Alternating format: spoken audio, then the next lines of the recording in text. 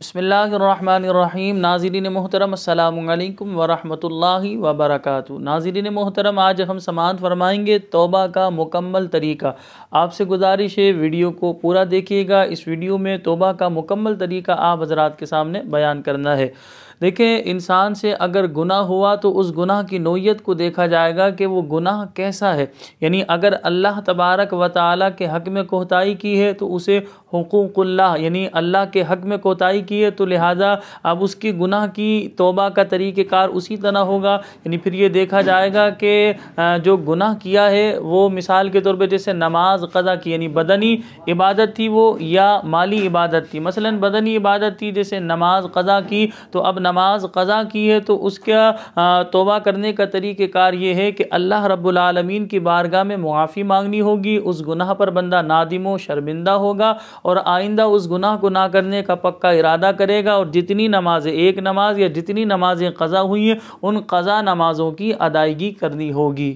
اگر وہ گناہ ایسا ہے یعنی جیسے مالی عبادت تھی اسے ادا نہیں کیا، تو لہٰذا اس کی توبہ کا طریقہ کار اس طرح ہے کہ اللہ رب العالمین کی بارگاہ میں معافی مانگنی ہوگی۔ اس گناہ پر بندہ نادم و شرمندہ ہوگا، آئندہ اس گناہ کو نہ کرنے کا پکا ارادہ کرے گا، اور جتنی جیسے مثال کے طور پہ زکوٰۃ نہیں دی تھی، جتنی زکوٰۃ نہیں دی تھی وہ زکوٰۃ ادا کرنی ہوگی۔ فطرہ اگر ادا نہیں کیا تھا تو وہ فطرہ ادا کرنا ہوگا۔ قربانی نہیں کی تھی تو وہ قربانی کی رقم ادا کرنی ہوگی۔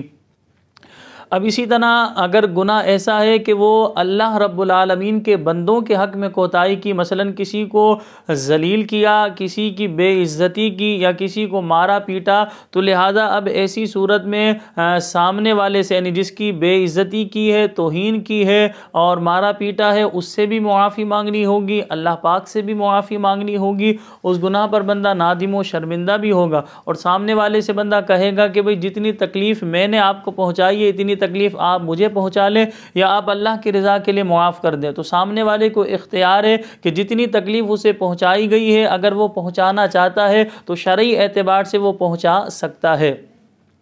اب مثال کے طور پہ 4 گھوسے مارے تھے تو اس کو اختیار ہے اتنی ہی طاقت سے وہ 4 گھوسے مار سکتا ہے، چاہے معاف کرنا چاہے تو وہ معاف کر سکتا ہے۔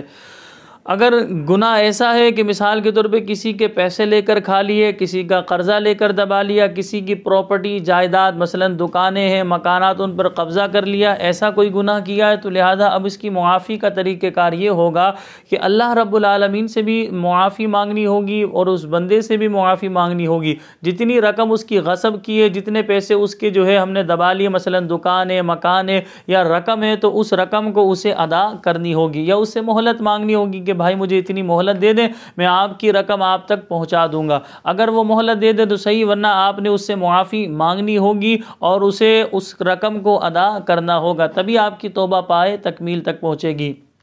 تو یہ مختصر طریقہ تھا، ہم نے آپ کے سامنے بیان کیا۔ توبہ جو ہے اگر کرنی ہے اپنے گناہوں کی تو ہم نے آپ کو بتایا حقوق اللہ اور حقوق العباد۔ حقوق اللہ میں بھی دیکھا جائے گا کہ وہ عبادت بدنی تھی یا مالی تھی، یا بعض دفعہ ایسا ہوتا ہے وہ بدنی بھی ہو مالی بھی ہو، تو اس کی توبہ کا طریقہ کار اسی طرح ہوگا۔ اسی طرح اگر حقوق العباد میں کوتاہی کی تو وہ دیکھا یہ جائے گا کہ سامنے والے کو مارا پیٹا ہے، اذیت و تکلیف دی، توہین کی ہے، یا اس کے پیسے جو ہے غصب کر لیے، چھین لیے، تو اس کا طریقہ کار اسی طرح ہوگا توبہ کرنے کا۔ اچھا، ہمارے یہاں ہوتا ہے کہ بعض لوگ SMS پر معافی مانگ لیتے، جیسے مبارک راتیں آتی ہیں، بالخصوص شب براءت ہے تو اس میں لوگ SMS پر معافی مانگ لیتے ہیں، تو اس طرح کا توبہ ہو جائے گی۔ اس طرح یاد رکھیں توبہ قبول نہیں ہوگی۔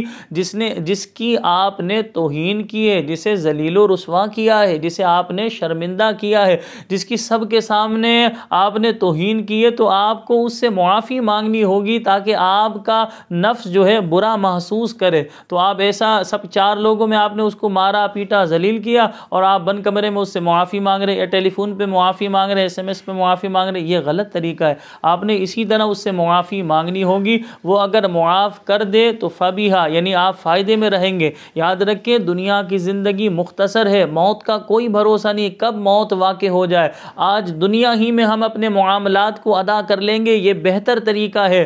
اگر ہم نے کسی کے پیسے غصب کیے ہوئے ہیں، کسی کی رقم ہم نے رکھی ہوئی اپنے پاس، کسی کا قرضہ دبا لیا ہے، پراپرٹی جائیداد پر ہم قابض ہو گئے، آج دنیا ہی میں اپنے معاملات کو حل کر لیں، ورنہ کل قیامت والے دن یہ پیسوں سے معاملات حل نہیں ہوں گے۔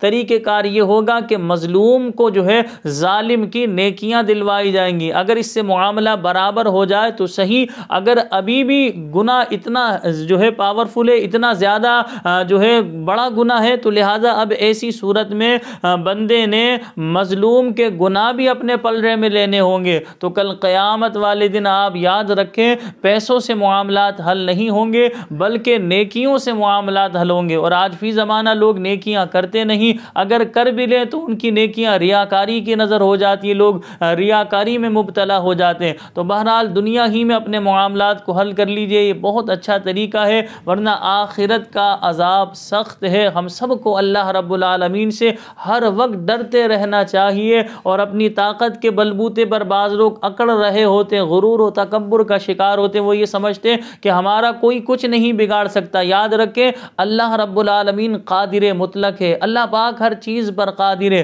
اگر اللہ رب العالمین نے آپ کو مہلت دی ہے تو اس کا مطلب یہ نہیں کہ اللہ پاک آپ کی پکڑ نہیں فرما سکتا، یقیناً وہ پکڑ فرما سکتا ہے۔